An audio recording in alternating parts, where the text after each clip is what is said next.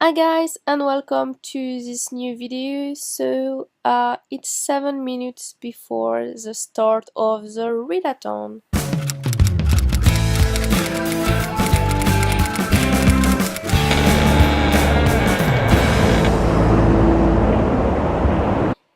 And I'm ready, I'm going to show you the little display around here. So I have my girls here ready to read with me. So you have Momonita and all the lil'fairies, well, 4 of them. My vlog is being saved and I have my snacks. So basically that's what's going on right now around me. So as you might have seen, I'm in a chapter called Rachel. As there is no number of chapters, so it's just Rachel on page 181. And so basically we just had like Anna talking for saying nothing. Basically she's just I don't like Anna, first of all. I mean, if I knew her by herself, I don't know, but since I have been like reading about Rachel and being with Rachel all the time, I kind of like friend with Rachel somehow as a reader. So I don't like Anna at all. I think Hannah is just like this kind of very selfish person. And okay, I wouldn't want the ex of my husband to come around, right? Nobody would. But at the same time, she split their marriage. So it's like, yeah, you split them. Like you had that woman who was depressed and alcoholic because she couldn't get a baby. And like this Anna split her marriage and has a baby with the man she just married. So it's like, I sympathize so much with Rachel that I can't possibly like Anna. And even from the Megan point of view, because Megan and Anna know each other, Anna is just boring. And when you are reading Anna's point of view, she just worry about Rachel. It's like Rachel is the center of her life, like really. She's like, oh, I'm happy with my husband, blah blah, but I just want Rachel to be gone. And she just think about Rachel all the time. And so we have this like very short Anna chapter thing, and she's just like, I don't know, talking about Rachel. Like she doesn't want to think about Megan. She doesn't want. Did she even like meet with Megan's husband and like say condolences or something? Probably not. And like they know each other because they're neighbor, and Megan was like taking care of her kid. And it's like Anna is just there and she's like using people around. Somehow like I feel like she just used Megan, and that Megan kind of Anna is at home all day doing nothing at all except sleeping because Megan is a babysitter of her kid. I mean I don't know what Anna is actually doing. I don't know. I have no idea. Hannah is just like, I don't know, that person who is just there and like a plant, like basically, except that like everything bad that happened to Rachel seems to be, well, I'm not gonna say all her fault. It's just partially her fault and her husband, but whatever. So anyway, I'm probably going too much information, so sorry about spoilers. I'm getting tired now because it's 9 p.m. So, but I need to read for the Spookathon. So hopefully in a few hours I'll have finished the book. It's like a little bit more than 140 pages. So hopefully I can do that. At least I can finish at least this book during the readathon. Anyway. So our one is up and I'm at page 201. So I'm going to move to the bedroom because here is really hot and the bedroom is cooler and I'm just so hot. So yeah, I guess that's it. There is a challenge going on, so every hour they're going to put some challenge. And the first one is like uh, a list of 10 books published one every year since 2007, since Readathon is 10-year-old. So maybe I'll do that later. I kept the web page open, so I'll add that later. But I want to keep on reading. I want to finish that. I have 120 page left, so. So it's the middle of hour 4. It's midnight 30 here, and I actually just woke up. I fell asleep. I don't know, probably 2 hours ago. So yeah, and I just woke up now.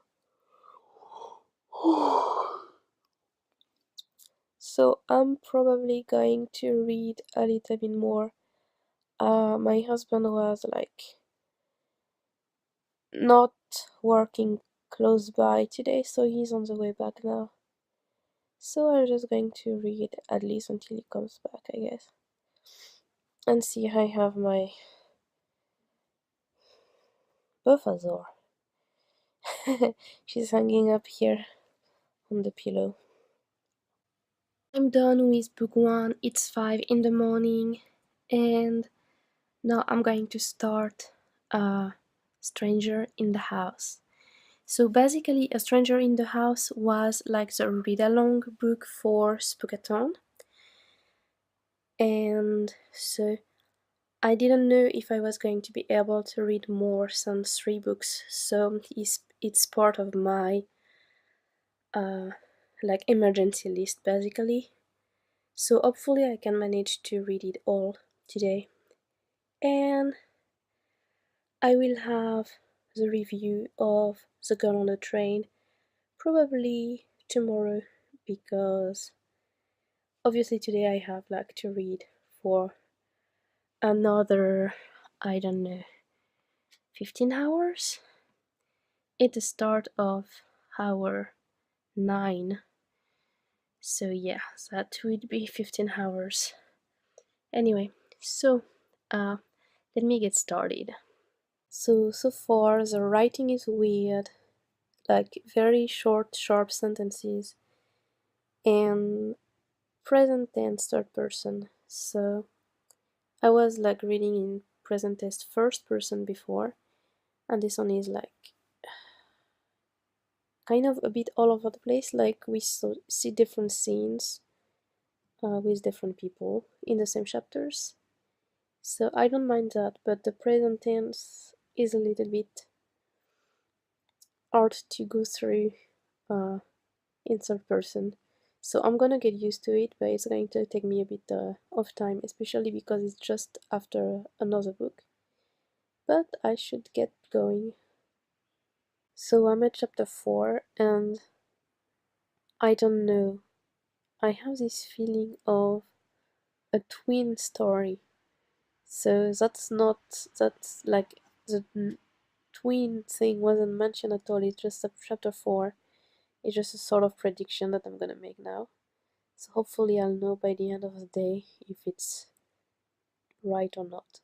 Anyway, I just feel like she's like so out of character that maybe it's not her.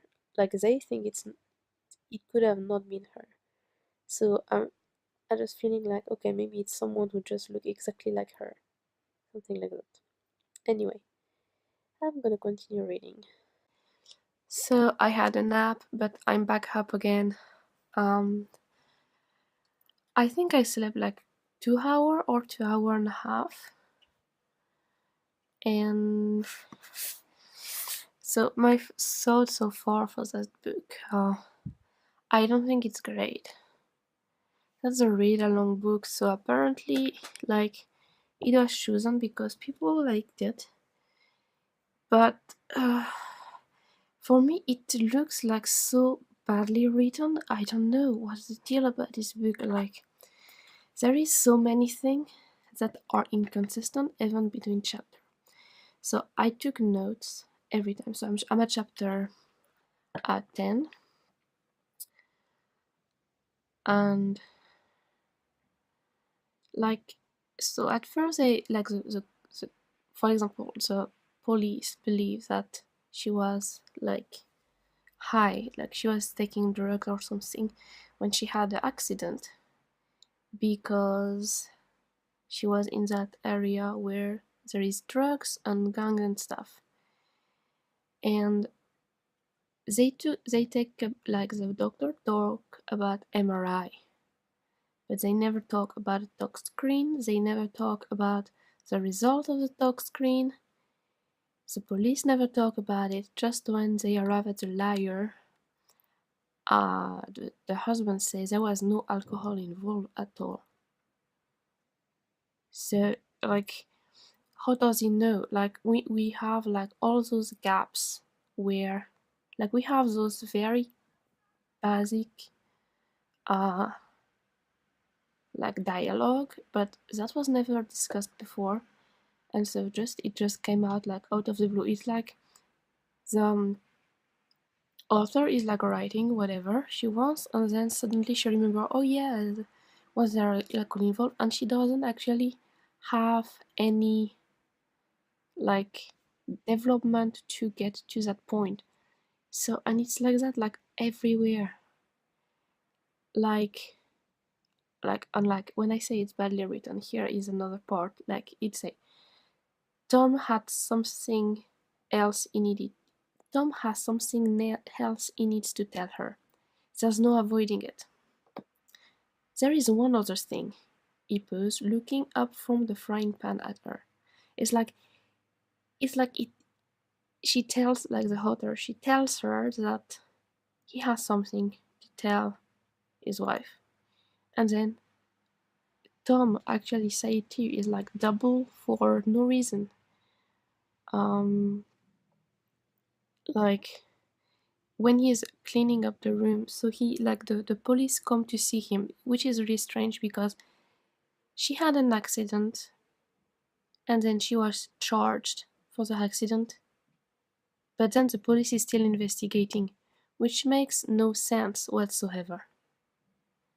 I mean, they should have searched for drugs or whatever weapon or whatever they think was involved before charging her. They should have get a warrant and search first, not charge her and then go try to look for things. That doesn't make any sense. So they charge her, then the police come to his place and he refused to let him search. They didn't talk about the warrant, but whatever. And then he says that he searched the house by himself, and then it had taken the better, like, and then he say he's cleaning up. So he say, and then he had torn the house apart.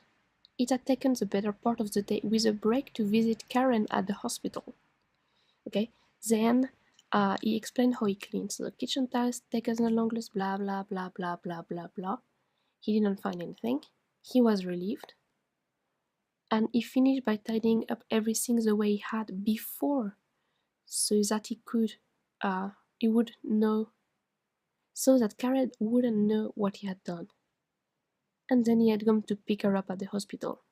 So basically his day is like he meets the police, he searched the house, he cleaned the house, and he go pick her up.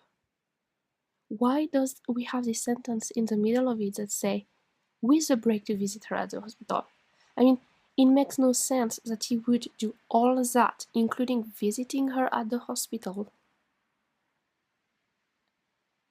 and then pick her up in one single day. Like if he go to the hospital to visit her one day, he probably would pick her up at the same time. So it just doesn't make sense. Like so many little details like that. And like, so she, like, when she's back home, she's like, she grabs the counter to steady herself. I think I'd like to lie down, she says suddenly. Of course, Tom say. He grabs a glass, blah blah blah, from her. fill it up from the tape. We don't see like we don't see her drink it. Like she was trying to get water, and she says she's got to go and lie down. He takes the glass from her and fill it up from water. And then we have Karen follows Tom upstairs. So basically, there is a hole here with like he takes the glass from her and fill it from the tape. Is she drinking it? Is he drinking it? Is he bringing it upstairs with them? I don't know. And the thing is, she was unable to stand so well by herself, which means she has to hold the counter to steady herself. And then he said, Karen followed Tom upstairs. No fucking way. If you have a concussion and you cannot stand, how are you even to climb the stairs? If someone is like, if you're with someone, they're probably going to help you climb the stairs, and at best, at worst, maybe, they're going to be behind you. So it would be like Karen precede Tom upstairs, or Tom's follow Karen upstairs, or something. But not in this, like, not Karen is not following Tom upstairs because she physically can't.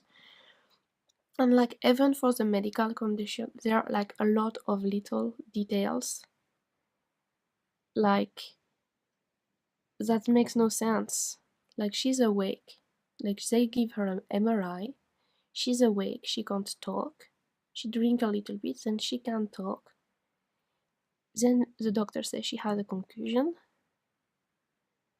And then he just leave her. He leaves Karen alone and take Tom away because Tom is asking too many questions, so he just take Tom away without leaving her alone. And no, you don't leave someone with a concussion alone. And then a few pages, like she was talking, like if she had been talking and walking, there would have been no problem. But she was in no way walking, which means her concussion might like end up with including bleeding in her brain. You don't know that. Like you look at her eyes, but we never know the result of that. So maybe our people are deleted. We don't know. So yeah. So and after that, a few chapter later, is like telling the talking with the police that she was in and out of consciousness. What? Like we saw just her being okay. We never saw her in and out of consciousness. We saw this little part, and then she's like having a friend over, talking to her like nothing happened. It's just like, what? So I don't know, guys, but I don't think this book is all that good. But the thing is, it's kind of an easy read, so I'm gonna keep on reading. I'm at page 52 out of 200 and something. So I'm gonna just like 258. So I'm just gonna finish reading it, but it's really like it's poorly written. I don't know if the story is going to be good, like the global plot. If I take away all those little detail, I don't know if the global plot is gonna be good. So I'm trying to like check that out basically. But yeah, that's my point of view for this book so far. It's the start of hour 16 and I'm reading so slowly. I'm starting to have a headache again. I guess I need some sleep. I'm probably a little bit sleep deprived. I've slept like 4 hours in total. So it's like into separated nap. So not probably not the best, but I'm trying to finish. I kind of want to finish this one because, well, it's kind of like a Spookathon thing, and Spookathon is going to finish in 12 hours for me. So hopefully, I'll have this one at least finished. And maybe I'll start a new one, I don't know. But I'm like at page 78. So I got quite a like almost 200 more to read. So that's big. Anyway, let's see what happens. It's hour 17. I'm at page 108. It's getting better. The plot is thickening. We see more about all the characters. They all have secrets. So it's getting interesting. And I think because it's more interesting, I don't see as much problem with the writing anymore. So I don't know if there is problem with the writing or if I was just like, um, yeah, I guess I don't know if there is problem with the writing that I don't see because it's interesting, or if there isn't because I'm not seeing them. So anyway, so I changed my little helper group. So have a look here. Girls are standing now. I think it's fun to have like little dolls with books everywhere around. So that's what I got at the moment. Having a little curry break. So here is the end of the readathon. Actually, it's way past the end of the readathon. It's 2 in the morning on the 23rd. So the readathon finished like 5 hours ago, but I was sleeping. I slept through like most of the end of it. And the thing is, before I kind of like slept 2 hours and woke up, and I thought I was going to do the same, but this time either I was too tired or not motivated enough to get up, I don't know. Um, so, I'm still reading The Stranger in the House. I'm probably gonna finish it soon. I'm at chapter 34. So that's past the half. Maybe almost between half and 3/4, I guess.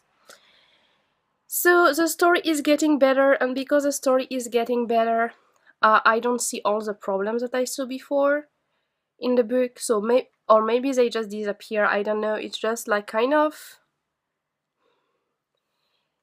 like I think like the thing that the problem I have with this book now is like it's pretty repetitive, and like especially when you are in Tom's POV, because he's just thinking so much the same thing over and over again, and it's really kind of annoying because it doesn't make the story progress or anything. It's like even if we didn't know we think that we already knew like 10 pages ago. So that's the problem that I have with the book. It just kind of it's supposed to be like fast pace sort of, but it's just slowed down by those repetitive thought of characters. Like, she's gonna go to prison, she's gonna go to prison, oh my god, and then like 10 pages later you still at it like, oh that girl, she's gonna be arrested, she's gonna go to prison, blah blah blah. And it's like, oh, what the hell. So yeah, so I don't know. So the thing I said, like the twin thing, I don't think it's a twin thing anymore.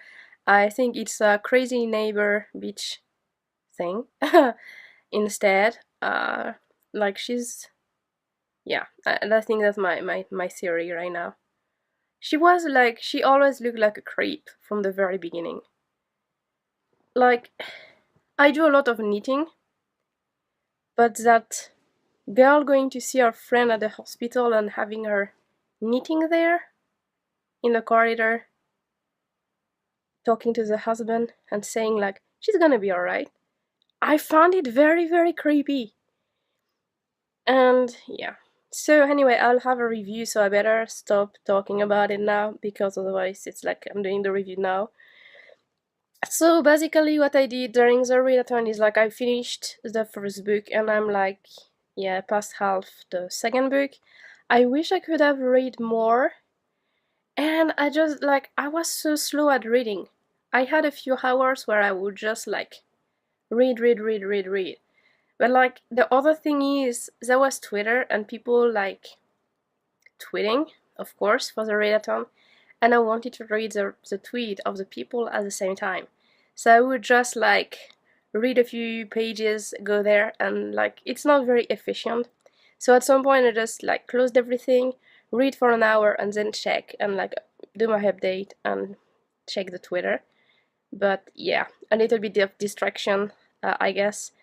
And because I already read for 7 hours before the start of the readathon, at the end of it, like I was really like unable to focus. So I know that I have like a writing threshold. If I write like 13,000, after that it's very hard to keep going if I write 13,000 words in a day. But I don't know my threshold for reading, so I think it would be nice to be like without any distraction and just reading and see how much I can get done in one day. That would be like a nice project. Like be locked in a room with only books to read and nothing else. And see how long I can sustain it before I crash. So yeah, anyway, that's my conclusion for the readathon. It was a lot of fun. And I didn't do any of the like ongoing challenges. But maybe next time I'll try to do a little bit of that too. But like, I just really wanted to read and I still feel I didn't read enough. Anyway, have fun whenever you read and see you next time for something else. Bye!